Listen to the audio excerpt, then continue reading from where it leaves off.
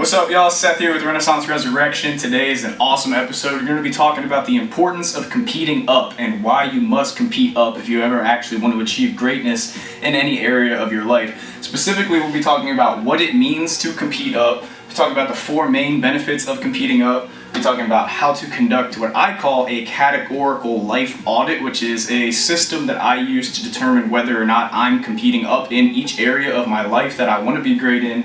And then we'll lastly talk about the 3 main psychological blocks to competing up. Let's talk about all this in 3, 2, 1.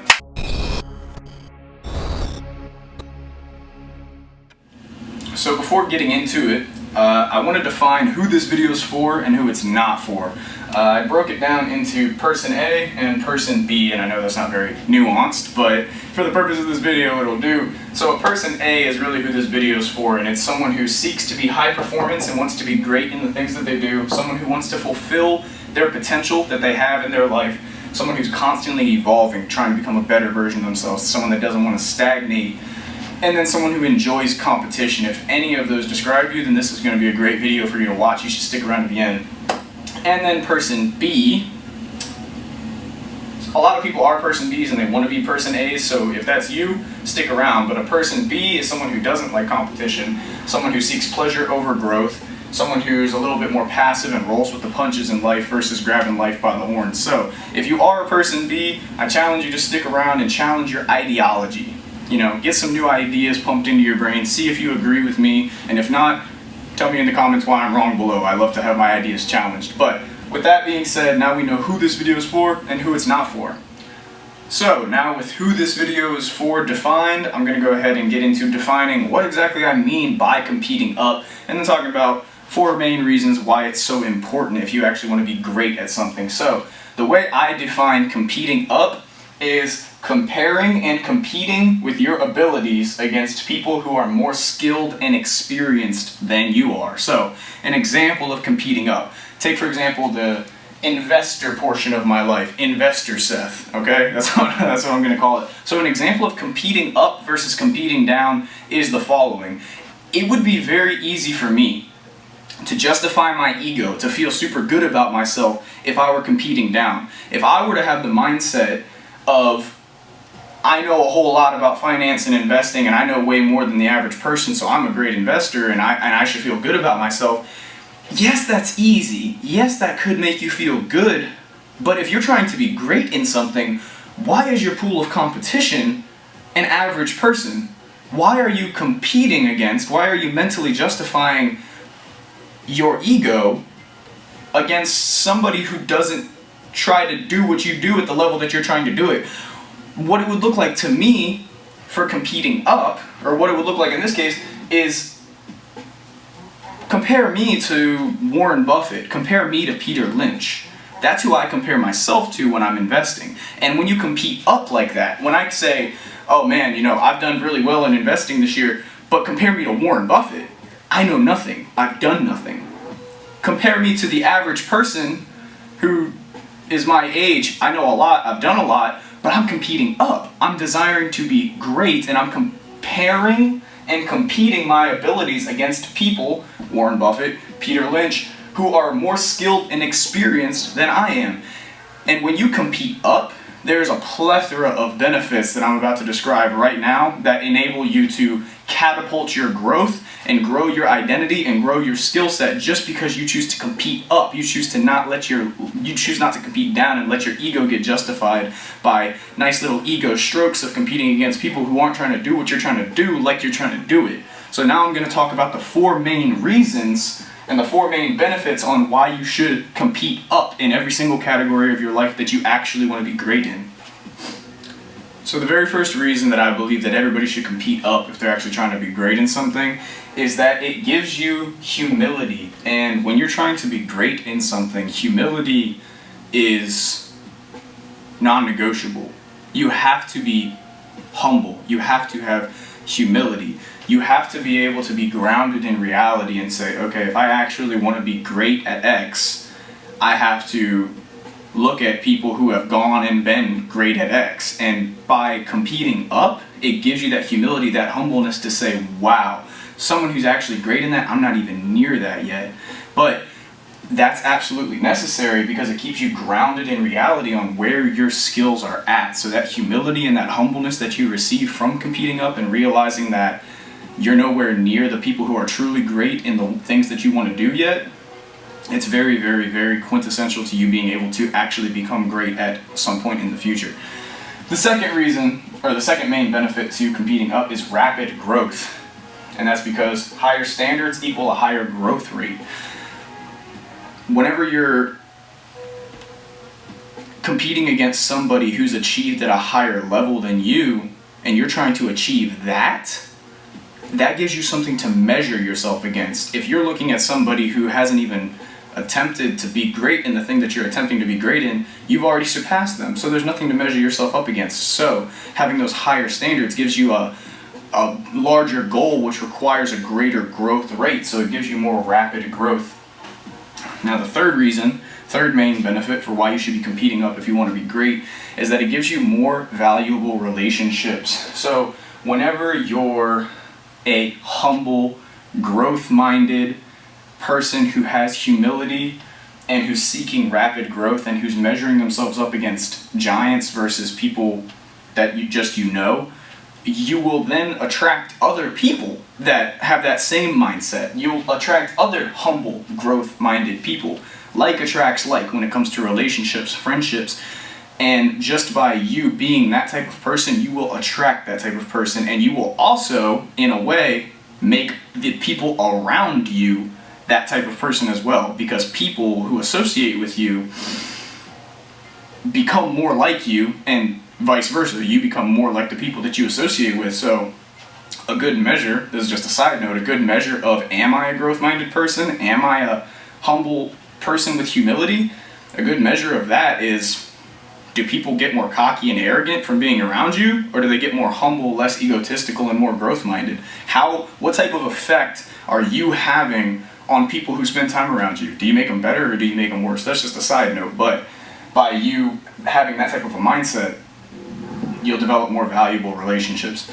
And the fourth main benefit to competing up is that if you are a person A, one of the things was someone who wants to fulfill their full potential. And if you're a person B who wants to be a person A, one of the things is you want to fulfill your own potential. Competing up helps you to reach your full potential because it requires more struggle. You're holding yourself to a higher standard. You have to be more accountable. You have to have a vision. You're measuring yourself against somebody or something that is far surpassed where you're at currently. So because you're doing that, and you're developing more valuable relationships, you're developing rapid growth, you're developing that humility and humbleness, you're then going to be able to reach your full potential. And there's no way that you will ever reach everything that you're capable of in life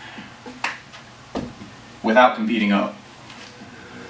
So now that we clarified the four main reasons of why you should be competing up if you actually want to be great in something, I'm going to be talking about my personal system that I've come up with to make sure that I am competing up, and I call it the categorical life audit.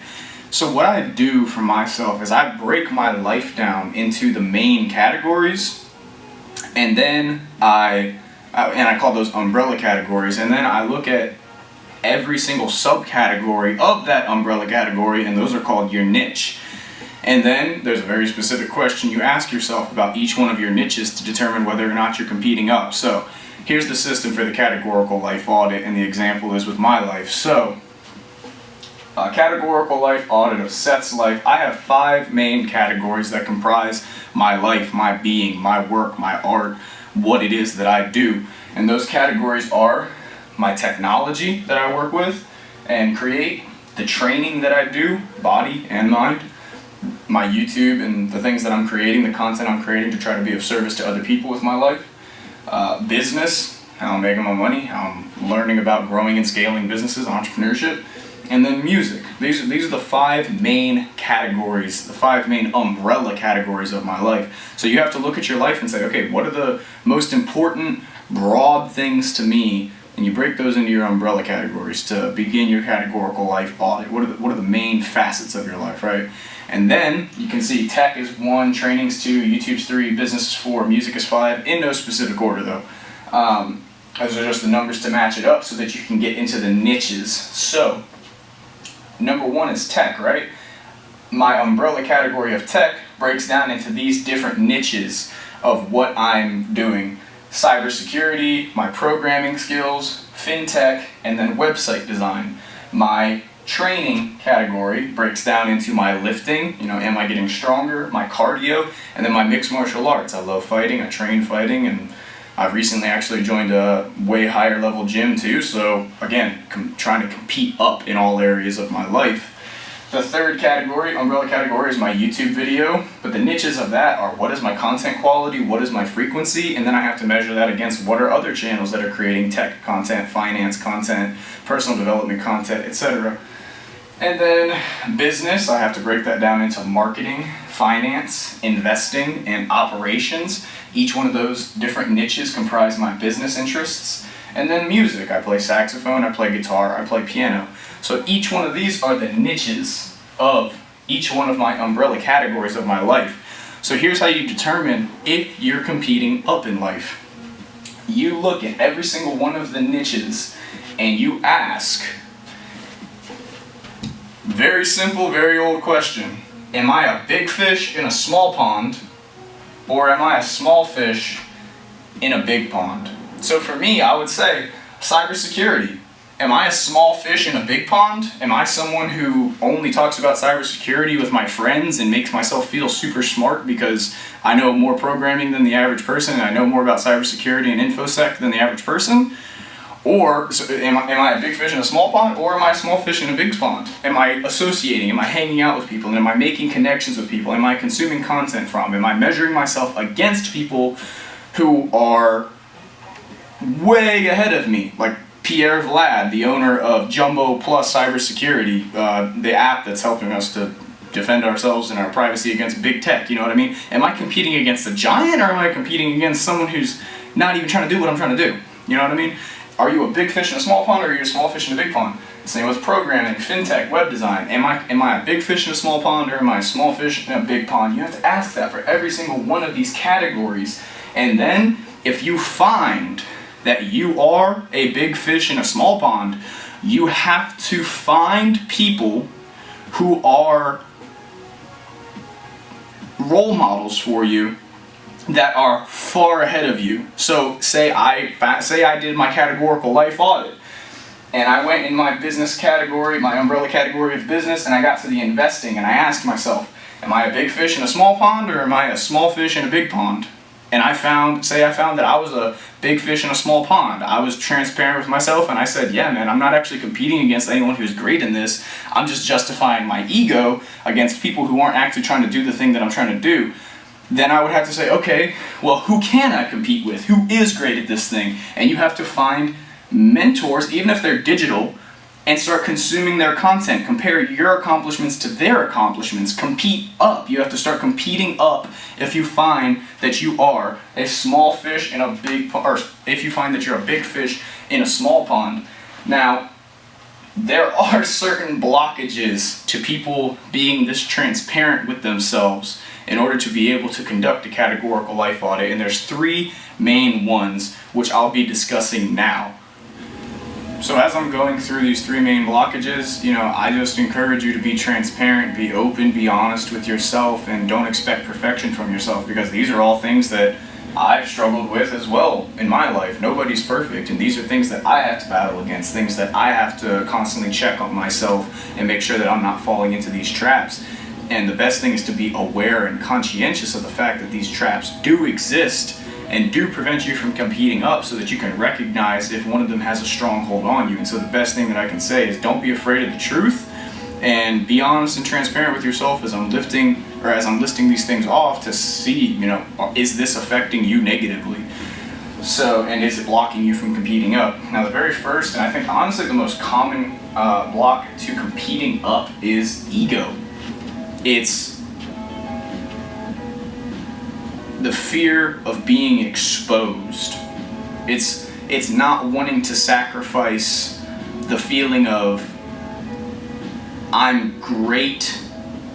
It's the feeling of you are the big fish in the small pond, and it's the fear of plopping yourself down in the big pond. It's the fear of like, oh, Now I'm around other fish that can eat me. Now I'm not the big fish anymore. Now I'm in the top 1% of level 1, but if you put me up to level 2, I'm in the bottom 80%.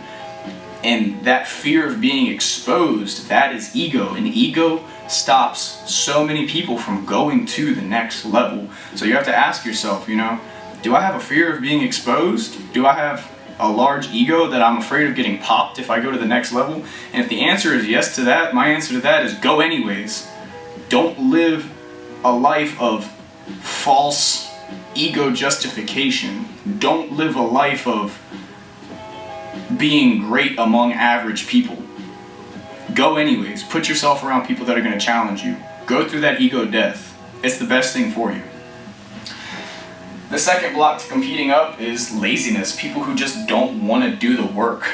If you want to be great at anything in life, it is a slow process. Mastery in anything, on average, requires 10,000 hours of work, which is about 7 to 9 years of consistent, almost full-time work.